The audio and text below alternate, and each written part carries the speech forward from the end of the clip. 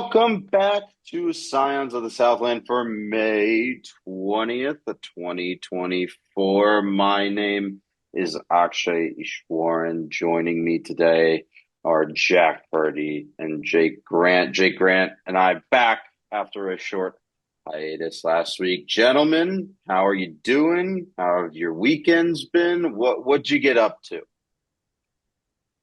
I hope your chairs are still warm after Maggie and Madison manned it with me last week. They were fantastic. Go listen to that if you want to hear the recap of the softball season.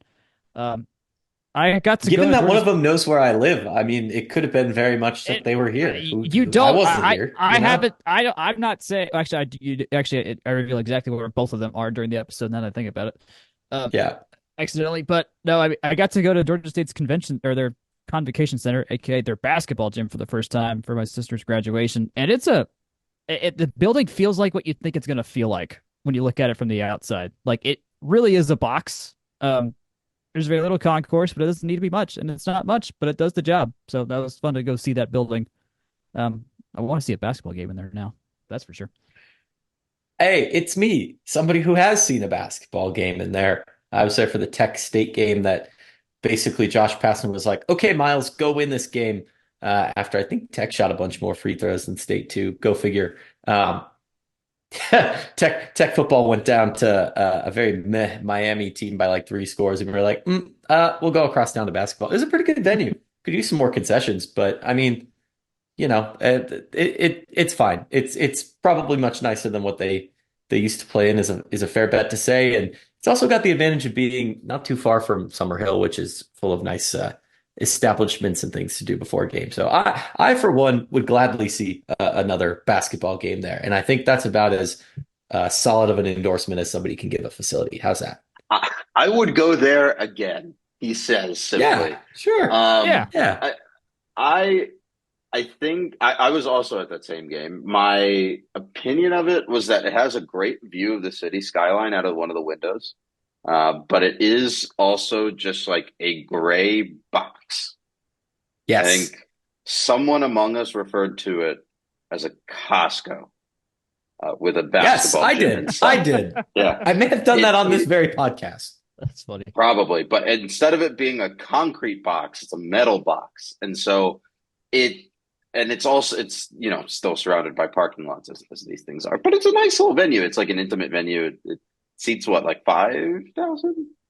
It's up from the previous capacity. I I'm remember sure. that Yeah. much. Yeah. But it's a nice little venue, and they're going to build out more of their athletic infrastructure down that literally that side of that street. So we'll see how that sort of athletics campus comes alive over the next few years. But we are not here to talk about the Georgia University System School that is in downtown Atlanta. We're here to talk about the one in Midtown Atlanta. And to start us off, let's talk about Georgia Tech's new Hall of Fame class, which includes Paul Johnson, former head football coach, Tiana Marshall, women's basketball All-American, Paul Haley II, a golf ACC individual champion, Hannah Krim, who was an All-American with the women's swim and diving team, specifically a diver, James Lemons, a long and triple jumper, also an All-American, Daniel Palka, an All-American baseball player, Omarigi Uzi, a All-American guard for the football team, and little known tight end and fullback Ken Wisenhunt, was all ACC during his time on the flats. Gentlemen, I think the big name on this list is Paul Johnson, especially after his induction into both the Georgia and College Football Halls of Fame in the last couple of years. But any other interesting names on this? I mean, they're all interesting, but any other names that really stick out to you? I feel like this list always skews pretty hard into football. And I don't know if it's just me. I know I've looked at the list before and there are quite a lot of them. Is that because there's 85, players on a football team, you think? Or I don't know. I'm Obviously all these are very, very deserving. Palka for sure. And I remember, Tiana Marshall, Paul Haley, and them, of course, having seen them around. But, it feels like we always get like two or three football and then like a handful of everyone else on these lists. I mean, yeah, when you have the oldest team with generally the most success, just historically of the all up there, like it's up there with everything else we have. I'm not wrong here.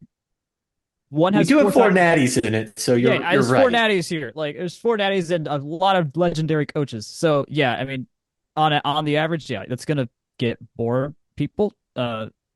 Until I mean, I don't think you're gonna see much from like the last 6 years once we get to the time to start inducting that group. But yeah, I mean, Paul was kind of the.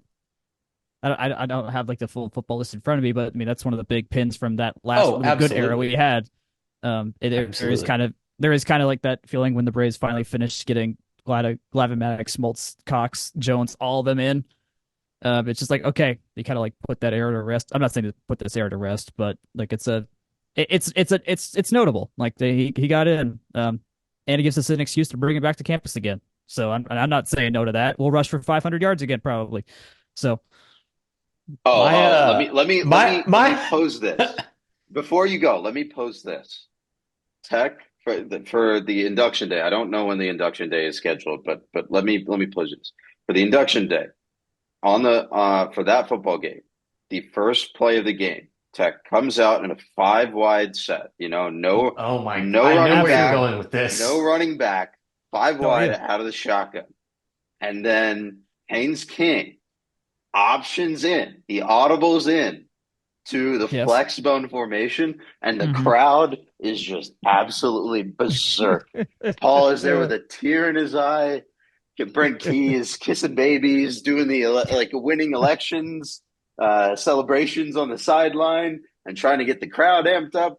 It'll be glorious. I And that it's Brent that going to is be the in the middle of the Notre Dame game, and they're going to be ranked. Or I don't know. I don't No, know. no, Brent's wearing just a baggy polo shirt. He's not wearing what he usually does. He's not wearing the cutoff. He goes full cosplay. That'd be funny. it would be a good bit. It'd be a very very good bit, and it'd also be like heavily layered I've in irony and snark if you're into that sort of thing. But Jake, I will now I've let you got go. something for you. We are getting dangerously close to where these Hall of Fame inductees are our active peers. And I think that is giving me some quarter life crisis energy, but that is something we should probably unpack after the podcast. And in the meantime, do some dude and dudette remembering with who we've got here. Daniel Palka is just before our time, by the way. Yeah. That Oh no, is that's the one that made me go, oh gosh, Justin Thomas is not far behind these guys. But he's really not. Let me see. Daniel Palka drafted 2013 by the D-backs after his junior year. yeah, So Justin Thomas not far behind. I wonder who else. I'm sure I'm blanking on someone. I mean, Darren Waller will probably be in there, depending on how the rest of his NFL career goes. There's a ooh, couple other ooh, players that I'm thinking of, but probably not worth mentioning currently. But got.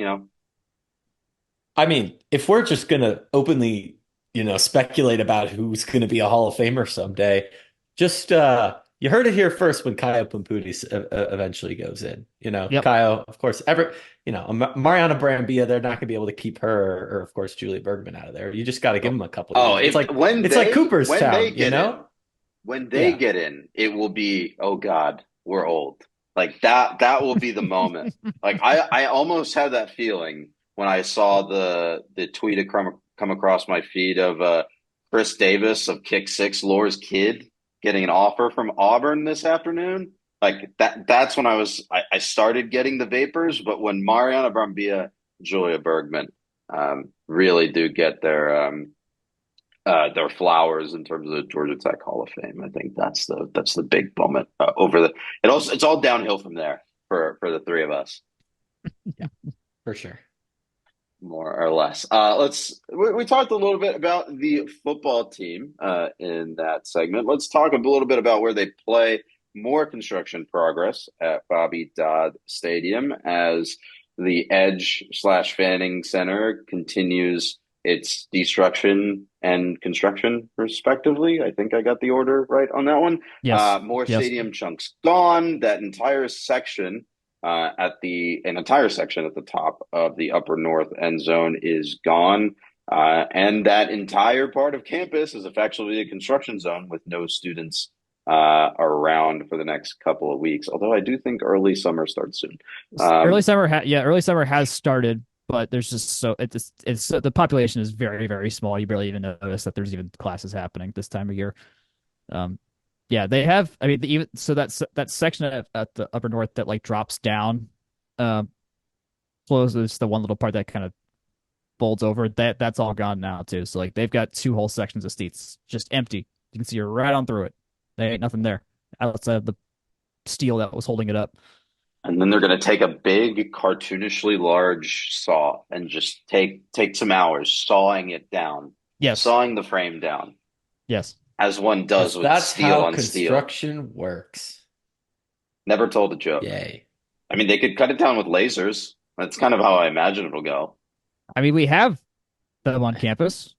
They have lasers. I'm gonna have an aneurysm. We should move on.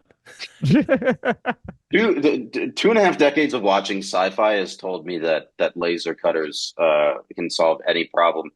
Speaking of problems with construction, Georgia Tech baseball up or down at FSU, by the way, this past weekend, a 1-2 decision on the series. A bit of a mixed bag in terms of results. I think one of these games was a bit of a barn burner. A lot of weather delays down there, and especially a tough situation with FSU and their stadium having had a pretty serious storm come all the way through the week before. So not to, it kind of piled on from there. A couple of notables from this one: Drew Burris, another homer for him.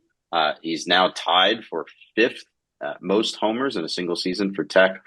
Andy Bruce, Jason Varitek, and JJ Thomas from 91, 93, and 97, respectively, are up there with him. So that series finishes off Tech's regular season and the ACC regular season as a whole. Tech finished ninth. They will be in Group D for the ACC tournament for pool play. They will be with UVA, who I believe is the 4, and FSU, who is 5. Theoretically, the group with the most parity, just based on how these seeds worked out in order to give the first overall seed in the tournament the best possible chance of winning the whole thing. Gentlemen, your thoughts on this weekend tournament outlook, wherever you want to take this one. Yeah, and I do want to elaborate just on the comment on pool setup. That number one seed is UNC. Essentially, UNC gets the 8 seed, so the worst of that second set of 4 teams, and the 12 seed, so the worst of that 3 I guess third set of 4 teams. That being said, the team they got at number 8 is Wake Forest, who happens to be led by pitcher of the year Chase Burns, as these things get announced. Pitt, we've seen Pitt, but Wake Forest, that's quite a spooky draw here, but I think it really speaks to the depth of the ACC in general. Clemson is the 2 seed. They draw Louisville and Miami. NC State draws Duke and Virginia Tech. And of course, we've already mentioned, Georgia Tech's group. The Duke, Virginia Tech, NC State group, all those teams are regional caliber teams, fighting it out. Louisville jumped all the way up to number 7. That's probably the team that, at least in my opinion, Georgia Tech needs to look out for the most. I have them basically nipping at Tech's heels, almost a dead heat in terms of the USI Universal Selection Index metric in the last 4 in. So yeah, we've said it before. We'll say it again. 1-1, pretty, I guess, necessary here. Both of those teams are the opportunity to get a great win. That being said, a 4th game in a row against an FSU team that really looked like they had Georgia Tech figured out. I don't know. I mean, it'll be today by the time you guys are listening to this, but 4 times in 5 days, and it was one of those series where Tech dropped kind of 2 kind of clunkerish type games. I guess the first one was close until late, if I recall, or close-ish. But they really needed to get one. It's a good thing they did, but seems to be seems to be a little spooky, at least to me. I don't know what your guys' thoughts are. Yeah, 4 and 5 is not great against the same team. Yeah. I mean, the thing is that I mean, I think my message is pretty much the same. It's just like no matter it doesn't matter what day it is. In theory, they could out hit just about anybody if the bats Hmm. roll. Like if they can get 7 runs on the board, that usually puts them in pretty good contention. Not granted, we were playing a lot of extremely good teams because that's just the nature of Southeastern college baseball, and sometimes it required 10, 11, 12 to actually get it done. Sometimes 17.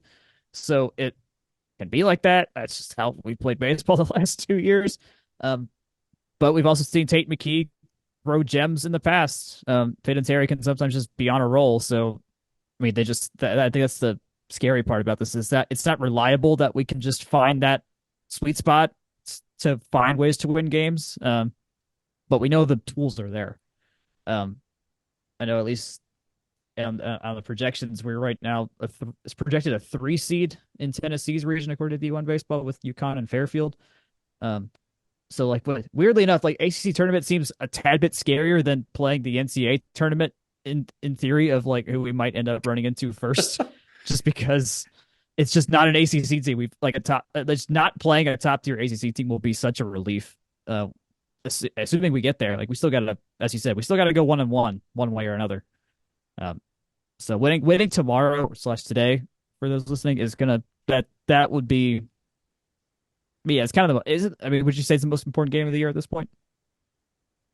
Uh, yeah, I mean, I think getting one back against Florida State really would be important. I think just in general, I'm pretty solid on them just needing to go 1-1.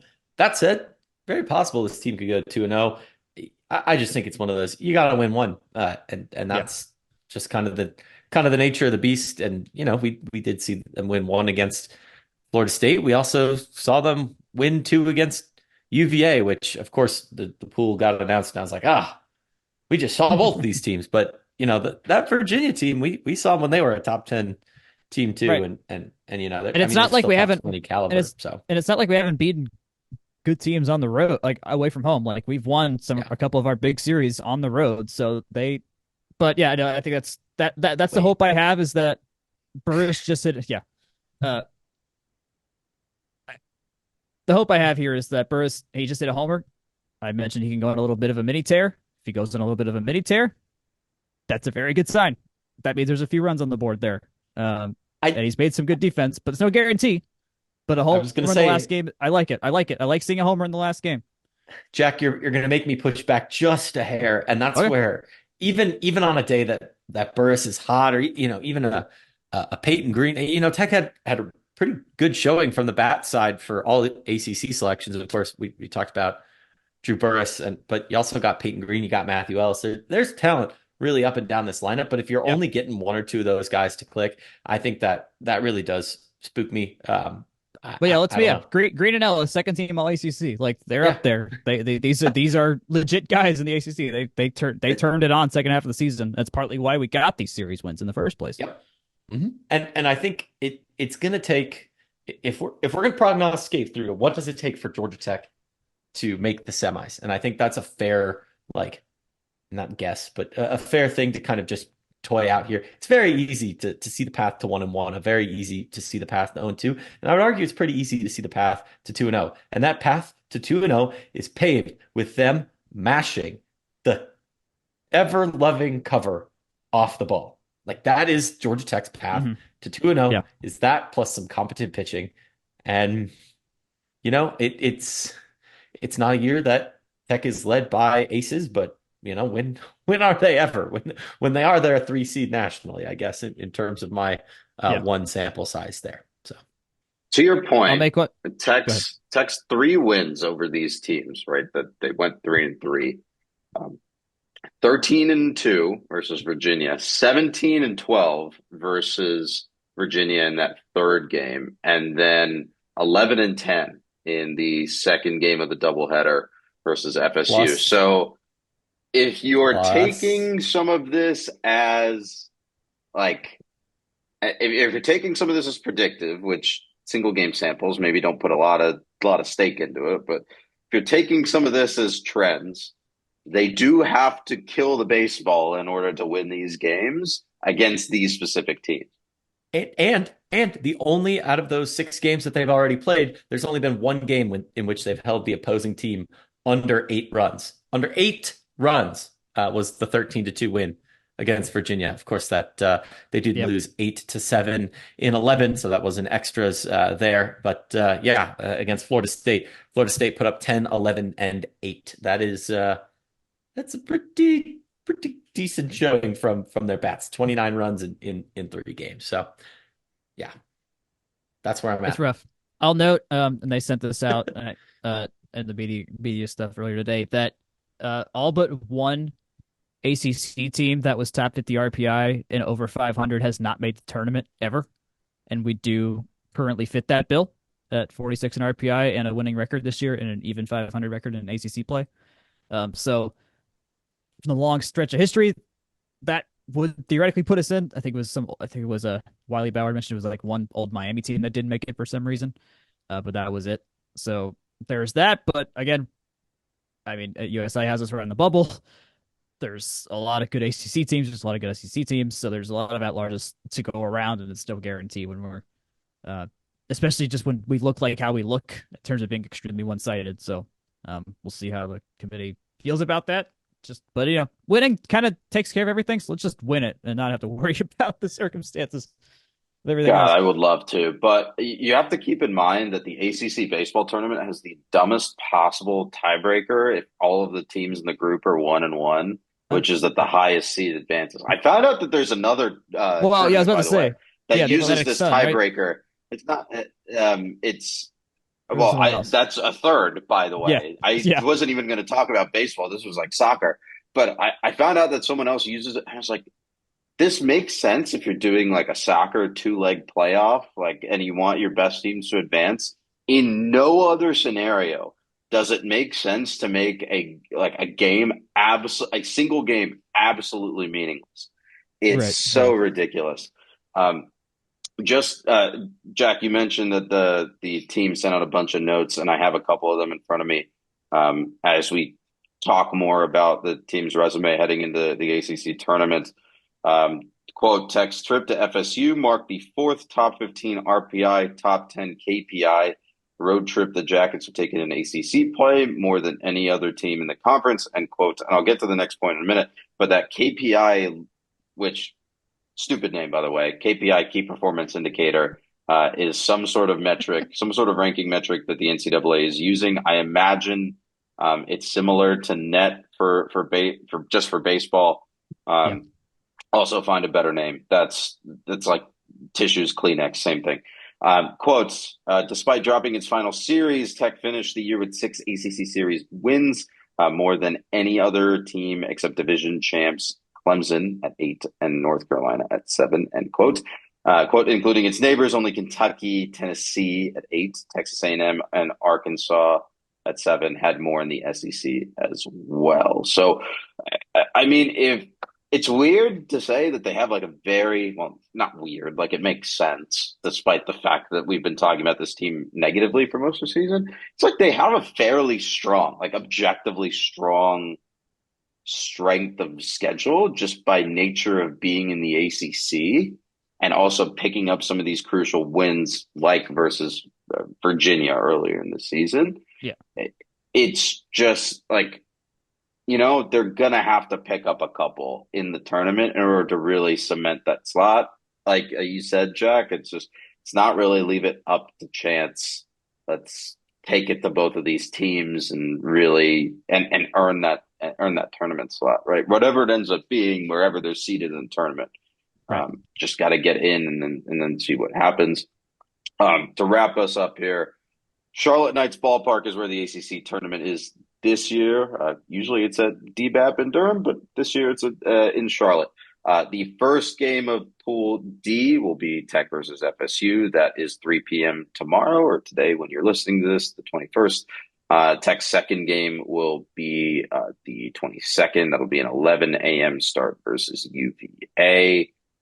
Any other notes before we move out of baseball talk, gentlemen? I'll be curious if this ever comes to the ACC because the SEC is apparently experimenting with the double first base, so just the one that the runner can run on that's separate from the one the first baseman uses if they're running through the bag. Um, More common in softball. It's not fully implemented around college softball, but it's just off the dome seems like a smart idea to have if we don't want to have more. I mean, I don't think there's exactly a ankle injury problem going around or anything like that, but it's a why the heck not kind of thing. So I'll be curious if that catches steam over this past week as because that's a lot of notable games they're gonna have that on full display. So that'd be fun. Yeah, I think it's a smart ad. Why risk injury? There's no point. Just run through the bag. I believe that in last year's tournament, and maybe this was the year before too, there were pretty consequential calls at first base that would have ended up being more clear if there had been the double bag. Interesting. And Okay. that's what it might have gone against an SEC team too. So that might be part of the saber rattling that's in play here. So that's probably part of the calculus. I do wonder if the NCAA adopts it for the tournament sites too. But that will have to wait a couple of weeks on. Before we get to talking about tennis and track and field, let's take a quick break. Back in a tick. Yeah, as always, this podcast is brought to you by Section 103. Section 103 is the best place to find Georgia Tech apparel. Tonight, I am wearing my Bobby Dodd Stadium is my happy place shirt. Haven't done that in a while, and I believe it's one of their originals, their classics, and one of my personal favorites as well. We're coming into the summer here, so not too much news in terms of what's been happening lately over there, but the classics are always in stock. Stock up for this postseason run with the Drew Burress jersey as well. Of course, we've mentioned that on this fine podcast. As always, free shipping on orders over $70 every single day. You can use code FTRS for 10% off. Tell them we sent you. We really appreciate it, and we love our partnership with Section103.com. Back to you guys. Welcome back to Science of the Southland for May 20th, 2024. Let's talk about men's tennis. We now finally have a singles bracket, and Tech in men's tennis, Andres Martin fell in that singles bracket 4-6, 7-6, 2-6 to VCU's Matisse Beaubichon. Martin finished 22-4 on the season. On the women's side of things, Carol Lee suffered the same fate, a loss to number 20, Malaika Rapolu, 6-4 and 7-6. So two pretty closely contested matches, but two singles losses for Tech there. Martin's, I think that's about the end of his Tech career, depending on if he has an extra year of eligibility from COVID. But for Lee, her Tech career continues here. Kate Sharper and her, who are the number 16 ITA pairing, will face off against a pair from NC State. I think that is in a couple of days here. On the men's side, Marcus McDaniel and Keshav Chopra are the number 22 ITA pairing, and they will face off against a pairing from Oklahoma State. The men are in line to play the 1 seed from Duke, so that's a little tough. The women are in line to play a 2 if they advance further enough. So that is also a little bit rough in terms of the draw, but those are the results thus far. Any notes on these, gentlemen? Can confirm Andres has another year if he wants it. This was year 4. We could theoretically this entire team could come back if they want. McDaniel and Chopra also seniors, but just normal seniors. They had 2019-2020 season on their books. So in theory, we could get the whole trio back, which I think would be good. Because I mean, obviously we hope Chopra and McDaniel can get further, but I think they have. I mean, they got better this year. I think Jake had mentioned like there was that hump they needed to clear as a team that they were better about this year. But now it's a matter of translating it into a deep tournament run and at least getting through a couple rounds and being competitive there. So yeah, if they play next year, I think it's a very, very fair to say that it'd be pretty scary for the rest of the league or for the rest of the conference if they had to play them just when they individually play those guys versus us as a whole team. But I mean, as a team, we got better too. Chris Aurora was great. Biagiotti did some good stuff. Bragatali did some good stuff. Sasha did some good stuff. So obviously, first round losses suck in general. Don't want to see that. And Andres was certainly like of our just pure individual performers on campus. He was of our best. Is of our best. So, um, yeah, I'd be interested if he gives it another run. I don't see why not. I mean, if he wants, he can do it. So. Good stuff. It'll be fun to see Lee in action again. That Charborough Lee pairing for the last couple of years has been really strong. So hopefully they can continue their momentum. And they made a deep run. Was it last year or 2 years ago now? Down into the round of 16 and even into the quarters, I believe. So it's on the table, right? They have the experience, and we'll see Right. what happens with the draw, especially as they face some of those tougher teams. I think that 2 seed is from Oklahoma State on the women's side too. So interesting there. More NCAA tournament news. Let's talk about golf. They finished out the NCAA regional at Chapel Hill this past week. Tech finished fourth. A bit of a close shave at the end. A lot of late charging from schools like Alabama. I think ETSU basically barreled into the lead on the last day and never let They're it on go. fire. Yeah. Yeah, they could not miss. So a strong group advancing out of the Chapel Hill Regional. That's Tech, Clemson, East Tennessee State, ETSU as before. North Carolina and Baylor. Alabama's late resolve did not make the cut. Bartley Forrester and Hiroshi tied for eighth place. So those are your highest Tech finishers at 8 under. Next up is the NCAA Championship. That'll be in Carlsbad, California. Your ACC teams in this field: Tech, obviously, UVA, Clemson, UNC, California, FSU, Southern Methodist, Stanford, Notre Dame, and Wake Forest, and then a couple of individuals. Just roll right into it. Just I went went right into it. California. Didn't even Huh? stutter. Didn't even What? stutter.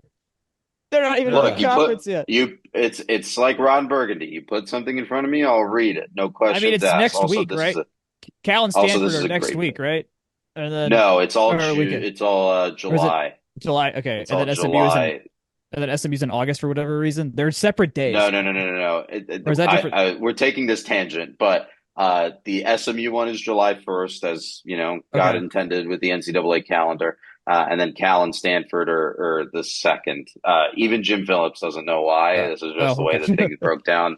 I imagine it's something contractual. I think Paperwork. Jim Phillips has a lot of stuff on his mind, including the success of the ACC teams at the golf NCAA championship. So, a couple other notes there. There are a couple of individuals from Duke and NC State as well. So a good ACC representation there. As you may remember, Tech is the defending national runner-up, if you can defend such a thing. Yeah. So it's the same format, stroke play for 2 rounds, match play. I think it's match play, semifinals and then finals, right? I don't know if there's even a round of 8 or a quarterfinal round in this one. Oh So boy, I'm trying to remember now because we played we played there's a cut. Pepperdine. There's definitely a cut, and I wish I had looked this up before I started talking because this is great podcasting. I feel like we may have had a bye. I don't know. It may have been No, six. no, no, no, no, no, no. No, was it There's 8? there's no buys. Let's see. Team competition. This is 2021. I want to read about 2023. This is great podcasting. Great, great, great. So 15 teams on the team leaderboard. Top 8. Actually, there's more than 15. Thank goodness. Top 8 make it to match play, and then it's quarterfinals, semis, and finals. That's right. So Okay. there's a cut to 8 after the second day. So keep That's that in mind. That is the format to keep an eye out on. They play three rounds, and then they'll cut to the top Yeah. Okay. Actually, after 3 rounds, they cut to the top 15, and then they cut again to the top 8. So that's interesting. Very interesting. That's a lot of Well, golf. That either is way, let's a also lot. remember Crystal Lamprecht's individual runner-up from last year as well. Was After not he him. It was Ross Steelman. Christo, was it Steelman? Oh, it notably was Steelman. That's did right. That's not right. Yeah, have a very good weekend that's right. Man, between this I tournament I and blocked the that other out so tournament. hard that it was not him. Wow. Okay. Um, well, Yeah, either way, between the ACC tournament, the regional, and the championship final, Christo was, in a word, awful. yeah, it wasn't It his ideal. cannot be stated how bad he was during during this selection of tournaments. But to his credit, I think he's had a good bounce back year. Obviously, the Masters berth after winning some tournaments in the offseason. And he came back and he's doing the Ben Hogan stuff this week, and Yeah. we'll see what kind of form he's in when it gets to the weekend and this thing really kicks off. So Well, that is the NCAA Golf Championship, gentlemen. yeah. Starts Friday. Any other news and notes? Well, Cristo did shoot 66 to finish the ACC championships. That's a really good sign. Bartley Forrester also shot 66 in that round. I mean, if we're gonna win this thing, it's probably gonna be because of those two and Hiroshi Tai. Fontenot's done well, but it's kind of those three and then the other two guys. In terms of just who's gonna be the reliable scorers per se. And Cristo's absolutely a threat to win the whole thing, at least on the individual side, and has been one of the most consistent, best individual golfers in the college game for this entire season. Um, there's a lot of attention on him. He's gonna be on some tour somewhere when this year is done. Like he has got a real future ahead of him. So it would be really special to get something out of this where he can hold his head high about. Obviously, I think as a team we're not as good as we were last year, so to say. But at the same time, these guys can beat just about anybody on any given day still. So um, it'll be very tough to actually win this thing, but we absolutely they are playing to win the thing. That's for sure. They are not there by any accident. Two more notes, actually, one note and one question for the gallery for me. Florida's back in this tournament, by the way. They were the third seed, or the third qualifier out of the West Yeah, Lafayette woo! Regional. Let's go. So keep that in A mind. chill has passed over me. I love killing a buzz. Gentlemen, this championship will be held at the Omni La Costa Resort and Spa in Carlsbad, California. For 100 internet points, can you tell me who the host school is? In Carlsbad? Carlsbad, California. UC Riverside. Jack, what's your guess? Fresno State. Both of you are wrong. It's the University of Texas. What? Look, Oh man, I can only that's read funny. In Carlsbad, what's. California, as in the place between San Diego and Los Angeles. Do you want me to send you a screenshot of Wikipedia? I'm not making this up, my No. guy. Oh, that's funny. Though to be fair, isn't the Maui Gym hosted by like Arizona State or something like that? And that's in Hawaii. So I guess this isn't. I mean, it might just be Texas's staff that's helping run the thing more than anything. Is my guess, but that is pretty funny that is the case. Why, The SEC knows no bounds. why we're meeting them in South Temecula, I don't know. I was not. Oh, wow, Greyhawk got the NCAA championship like 3 years in a row. Yeah, Yeah, I did that was not a big thing. realize that. Yeah, Yeah, it was a fun sequence of you because there's always that tech family that's on the course, right, Mhm. right. and Yeah, that that will was. put their flag out. That was We always a lost our nice thing. we lost our home course advantage here that we had. Not a I few mean, years. yeah, if Texas can That claim we had until the Carlsbad, very end of last year. Yeah. if Texas can claim Whoops. Carlsbad, I guess we can claim freaking Greyhawk Golf Stanford? Course. Yeah. Southern Methodist? Let's do that. Well, no, Berkeley? didn't Stanford Yeah. sponsor some golf regional last year? Or no, they We've sponsored a also got the golf Godwin tournament thing. last year. Godwin, That was right? like Or something like that. Yeah, the Godwin's No, it wasn't theirs. the Godwin, but there was another tournament last year which was out in the middle of like Arizona that they also put Hmm. their name to, and it was a wild. Hmm. I can't remember what it was, but it was pretty ridiculous. That They So does had have the me. PGA or the Golf Channel at one of their tournaments. I remember that. That was kind of nice seeing the guys play live in the middle of the year. But I'll be curious how like if the schedule changes at all with the presence of Stanford. I mean, I imagine it probably doesn't, but just like adding a golf power, like one of the golf powers, how if that influences how and where we go or anything like that, or how and where they go, maybe even. But I mean, because most of this is not exactly conference aligned until you get to yeah, the actual conference tournament. I'm guessing not that much relative to all the other head-to-head sports. Um, so, but they, yeah, I mean, we already play them in golf, so I don't know how much it matters, right? Because they go to yeah, the good one yeah, every year. yeah. A couple of notes from the Tech release before we move on. Tech is ranked 18th in the latest scoreboard NCAA rankings, but was seeded 13th in the NCAA championship due to five teams ranked ahead of the Jackets not advancing from their regionals. Womp womp. Uh, woo! Yay. Tech has advanced to match play at the NCAA championship five times since the NCAA instituted the stroke play match play format in '09. Only Illinois, Oklahoma, Oklahoma State, Texas, and Vanderbilt have more match play appearances.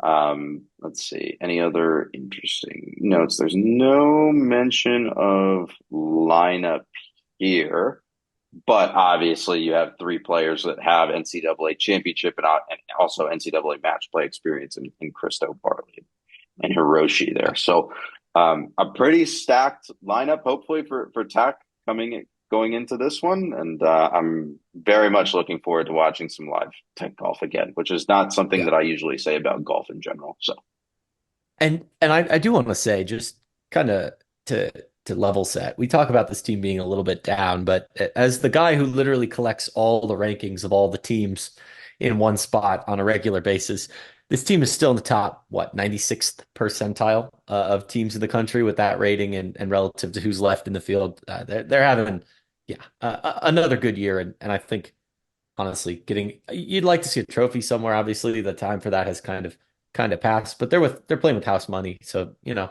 enjoy it. Should make for at least some good entertainment for a couple more days here starting Friday.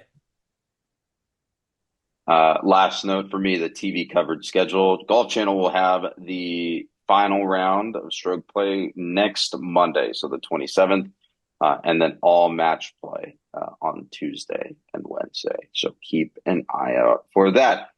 Finally, on our news and notes for the week, track and field, the field for the NCAA East prelims, have been announced Prelimin.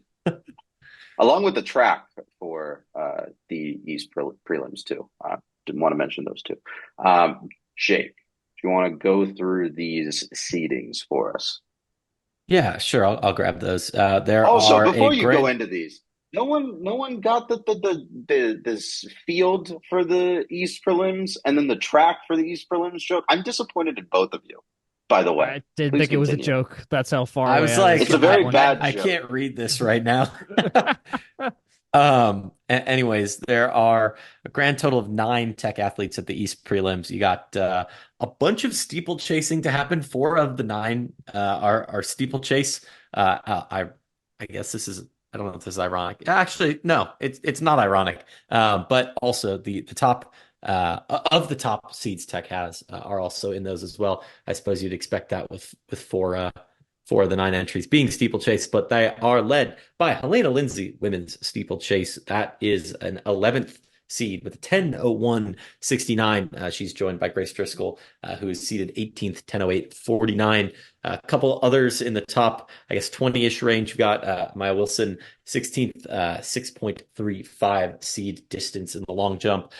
Cameron O'Neill is also in the men's long jump, seated 17th with a 778 meters. So nice, interesting parallels there. Rounding out the rest of Tech's entries, if you will, they've got Billy Carlton and John Higginbotham in the 3,000-meter steeplechase. They are seated 37th and 45th with an 8:52.5 and an 54.05, respectively. You've got Mary Brady, who's seated 21st with a 15:55.20 in the 5K. And then you've got Anna Witherspoon in the 100-meter hurdles and Lydia Troop in the 400-meter hurdles, seated 45th and 23rd, respectively. Those are seed times of 13:48 and 57:73. Might be tough to expect anyone to get out through to the championships, but that's decent slate. We'll see how it goes.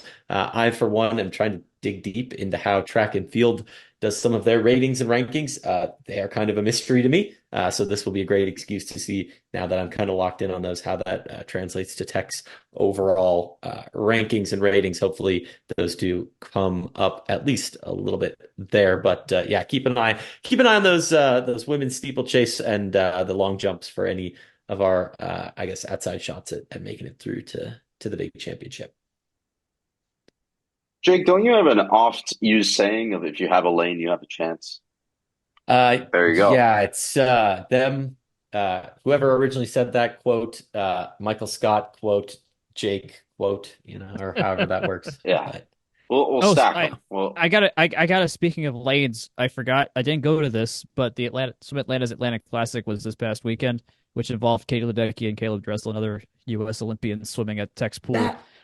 That's why the University of Missouri swim team was at the airport in full team gear the other day. Yeah. I was like, the season is way over. What is going on? The Atlantic Classic is one of the bigger practice meets that a lot of the Olympians will use as prep meets and stuff like that. So you get like Ledecky, I've seen her swim there twice. I've seen Dressel swim there a couple of times. You get some big names. Pearsall was there. So it's a fun little hidden event that exists on campus that I just very sadly forgot to go to. Wait, Pearsall was there? Aaron? No, I might have been thinking recently. No, not Pearsall. Sorry, no. I was going to say. I was thinking about dude remembering to lead off the Pearsall. show. No, that was the wrong name. I'm forgetting. Oh, Josh Liendo. That's who it was. Liendo. Other ES sounding name. Okay. I'm going to have to take your word for the way that you mix those two up. Because Aaron Pearsall's old. Brain work funny, man. Brain do work funny. A couple of news and notes from around the flats as we wrap up here. Bianca Bertolino was called up to the Argentinian national team for volleyball for a couple of friendlies later this month. It's all like soccer. It makes a lot of sense. But that's great congrats to her. Julia Bergman also called up for Brazil, obviously. Not sure if anyone's ever expected anything different from her. A couple of notes from basketball. Transfer Ryan Mutombo from Georgetown, a 7-2 center, is joining Georgia Tech men's basketball for the 24-25 season. So that's pretty neat.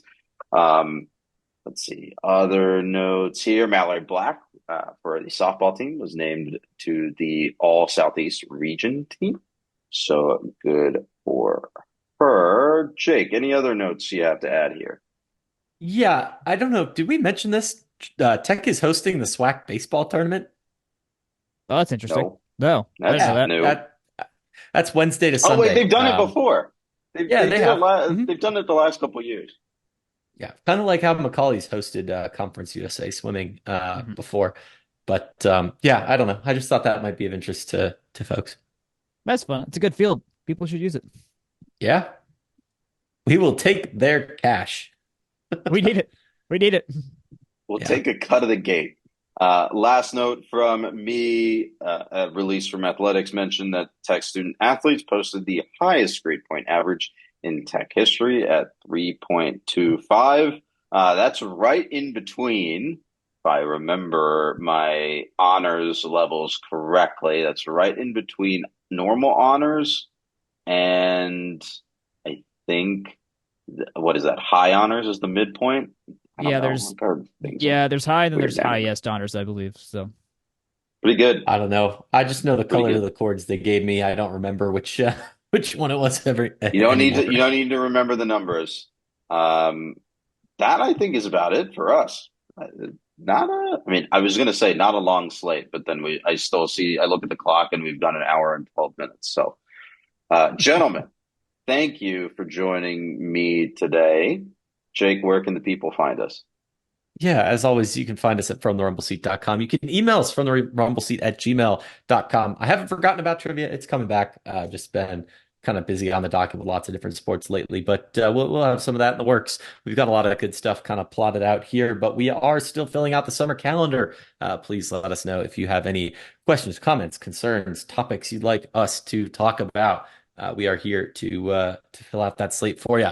In the meantime, you can find us on Twitter at FTRSblog, at JakeGrant98, at Jack Nicholas. You can find Section 103 there as well at Section 103 or Section103.com. You can find us on Facebook, Instagram, and YouTube at From the Rumble Seat. And you can find this podcast wherever fine podcasts are distributed. Remember, rate, review, subscribe, tell your friends.